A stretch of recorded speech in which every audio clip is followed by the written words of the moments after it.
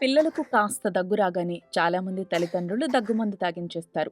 ఇలా చేయడం చాలా ప్రమాదకరం. పిల్లల్లో దగ్గుమందు ఒక్కోసారి దుష్ప్రభావాలు కలిగిస్తుందని డాక్టర్లు చెబుతున్నారు. డాక్టర్ ముఖేష్ చెప్పిన వివరాల ప్రకారం దగ్గుమందులు ఇవ్వడం వల్ల పిల్లలకు నిద్ర పడుతుంది, రక్తపోటు నెమ్మదిస్తుంది. జలుబు, ఫ్లూ కారణంగా చిన్నారులు శ్వాస తీసుకోవడంలో ఇబ్బంది పడతారు. ఈ దగ్గుమందు ఇవ్వడం వల్ల వారి శ్వాస ప్రక్రియపై ప్రభావం పడుతుంది. పిల్లల శరీరంలో ఆక్సిజన్ లోపం తలెత్తొచ్చు. ఇలాంటి ఔషధాలను మోతాదుకు మించి ఇవ్వడం వల్ల మరిన్ని సమస్యలొస్తాయి. నేషనల్ సెంటర్ ఫర్ బయోటెక్నాలజీ ఇన్ఫర్మేషన్లో ప్రచురితమైన సమాచారం ప్రకారం ఒక చిన్నారి రోజుకు సగటున 11 సార్లు దగ్గుతారు. చలికాలంలో దాని తీవ్రత పెరుగుతుంది.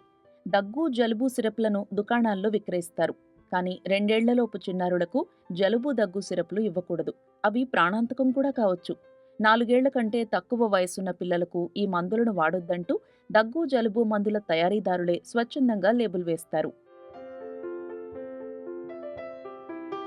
చాలా సందర్భాల్లో జలుబు పిల్లలపై తీవ్ర ప్రభావాన్ని చూపదని America Food and Drug Administration చెప్పింది. జలుబు నుంచి చాలా వరకు పిల్లలు వారంతటి వారే కోలుకుంటారని, మందులివ్వడం వల్ల జలుబు తొందరగా తగ్గిపోవడమేమీ ఉండదని FDA సూచించింది. దగ్గు అనేది జలుబుకు చెందిన సాధారణ లక్షణం. శరీరం నుంచి మ్యూకస్ను తొలగించడానికి, ఊపిరితిత్తులను రక్షించడానికి ఇది ఉపయోగపడుతుంది. ఔషధం కాకుండా వేడిగా ఉండే ద్రవాలు తీసుకోవడం వల్ల గొంతుకు ఉపశమనం కలుగుతుంది. ముక్కు లోపలి భాగంలో తేమగా ఉంచడానికి సెలైన్ చుక్కలు లేదా స్ప్రేలు ఉపయోగపడతాయి.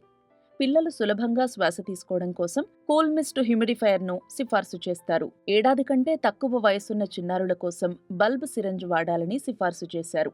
మామూలుగా దీన్ని చిన్నారుల ముక్కు నుంచి మ్యూకస్ను తీసేయడానికి వాడతారు.